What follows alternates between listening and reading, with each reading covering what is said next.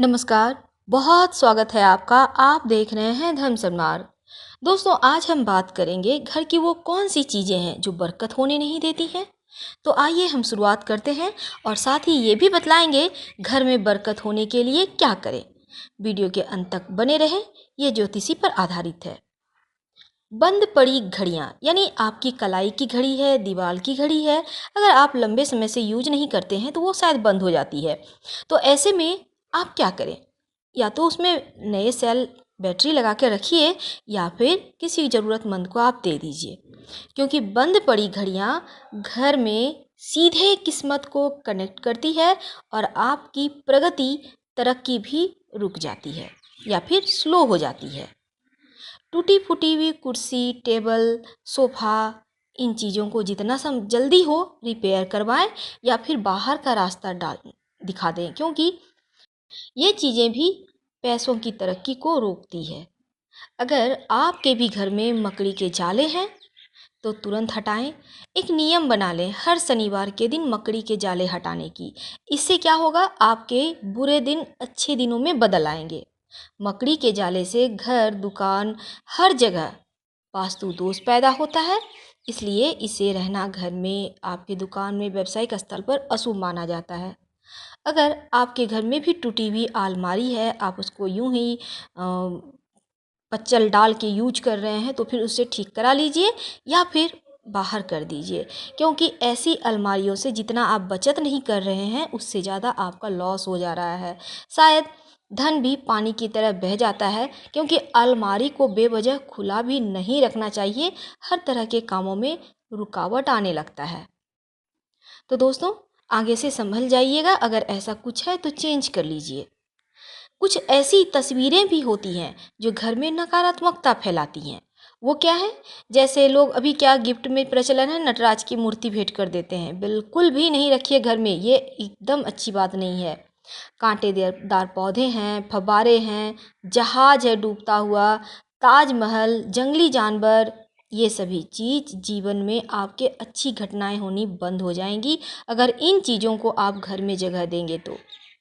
किसी भी तरह की कोई भी वस्तु जो यूज आप नहीं करते हैं, वो चीज़ें घर में वास्तु दोष उत्पन्न करता है और लक्ष्मी माता का रहने का मन भी नहीं करेगा आपके घर में।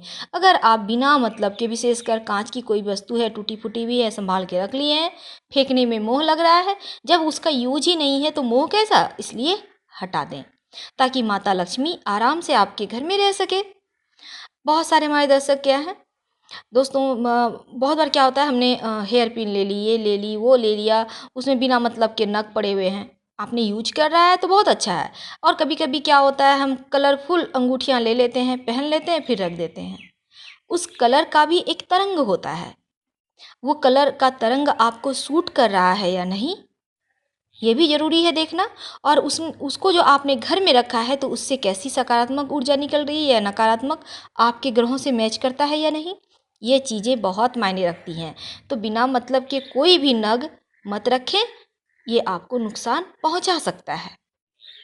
दोस्तों, अगर आप भी अपने घर के छत पे पुरानी चीज़ें उठाकर रख देते हैं तो संभल जाइए, क्योंकि ये चीज़ें फिर आपके घर में जो फालतू का आपने कबाड़ा रखा हुआ है छत पर, आपके घर के सदस्यों के स्वास्थ्य पर इसका प्रभाव पड़ता है और पितृदोष यानी वंश की वृद्धि भी रोकता है।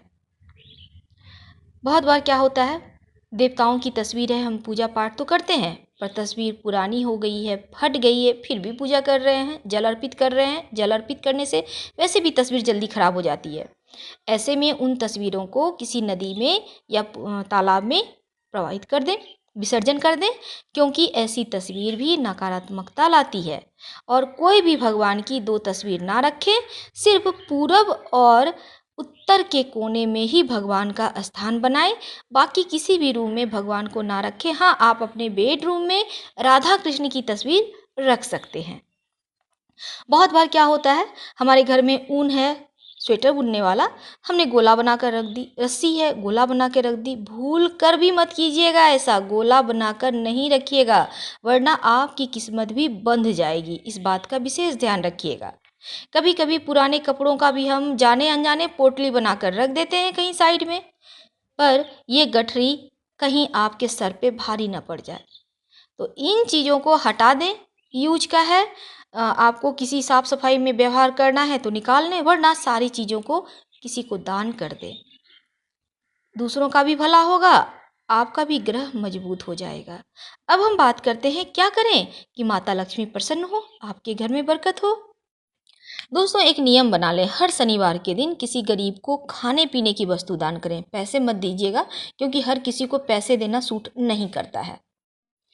दूसरी बात, थाली में कभी भी भोजन ना छोड़ें जूठा, और हाथ कभी भी यहाँ पे थाली में ना धोएं।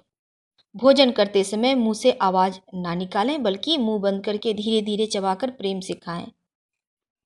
और हमेशा ही भोजन उत्तर या पूर्व की तरफ मुंह करके कीजिए। जूते पहनकर भोजन ना करें। अगर आपके घर में नल से पानी टपक रहा है तो उसे ठीक कराएं, वरना धन भी आपका जाएगा, लॉस होगा। अगर छत पर मान लीजिए आपकी पानी की टंकी है, आपने मोटर चला दी, पानी बह रहा है, उसे भी ठीक कराइए। और जहाँ अभी तो बहुत सारे मशीन निकल गए हैं, ऑटोमेटिक बंद हो जाते हैं। बिना मतलब के पानी बहना भी पैसों को बहा देता है। घर में क्रोध ना करें, झगड़े लड़ाइयाँ ना करें, अनावश्यक रूप से बातों को तूल ना दें, बल्कि प्रेम से रहें। आप किसी के भी घर में मान लीजिए जाते हैं, उसके घर में अगर कोई दो जन झगड़ा कर रहा है तो आपको खुशी होती है? नहीं ना। ठीक उसी प्रकार आपके घर में आप झगड़ा करेंगे, लड़ाई करेंगे, और माता लक्ष्मी आपके घर में कैसे भला रहेंगी? उन्हें भी तो खुशी नहीं होगी, वो भी चली जाएंगी। इसीलिए घर में झगड़े लड़ाइयाँ ना करें, प्रेम से रहें, एक दूसरे को समझें। घर को हमेशा साफ सुथरा सुंदर बनाकर रखें।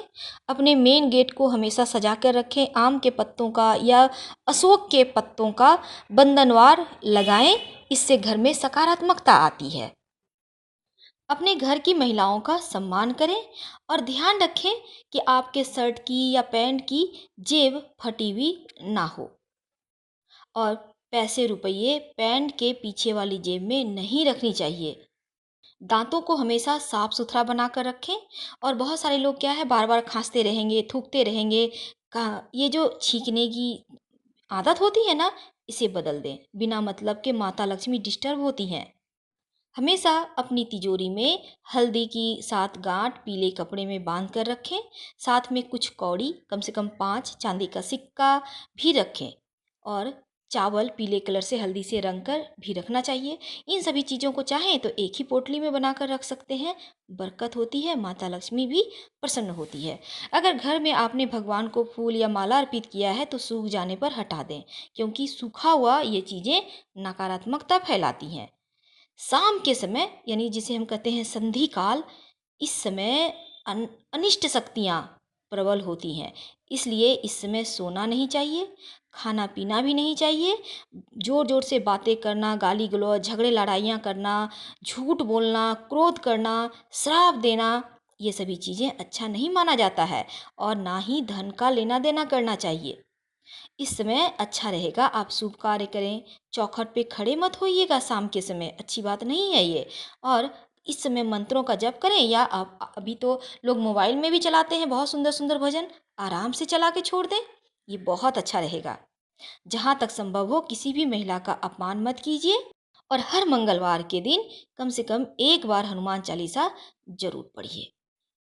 दोस्तों, पीपल का पेड़ में संभव हो, आपके आसपास हो, तो 1 लोटा जल हर शनिवार को जरूर अर्पित कीजिए। इससे भी माँ लक्ष्मी की कृपा बनी रहती है। एक नियम बना लें, रोज नहाने के बाद केसर या हल्दी का तिलक खुद के माथे पे लगाइए। इससे आपका भाग्य मजबूत होगा और माता लक्ष्मी भी प्रसन्न रहेंगी। थर्सडे के दिन घर में पोछा मत लगाइए, और बाकी दिनों में पोछा के पानी में नमक डालकर पोछा लगवाइए। इससे माता लक्ष्मी का अस्थायी वास होता है और वास्तु दोष भी दूर हो जाता है। तो दोस्तों, ये छोटी छोटी चीज़ें घर में बरकत के लिए बहुत मायने रखती हैं। आपके भी घर में बरकत हो, ऐसी हमारी कामना है। और इन बातों को ध्यान रखकर आप भी जीवन को सुखमय बना सकते हैं। हम आपसे विदा लेते हैं। अगर वीडियो पसंद आए, हमारे वीडियो से आपको जीवन में लाभ होता है, तो प्लीज़ लाइक कर सब्सक्राइब जरूर कीजिएगा। धन्यवाद। हर हर महादेव।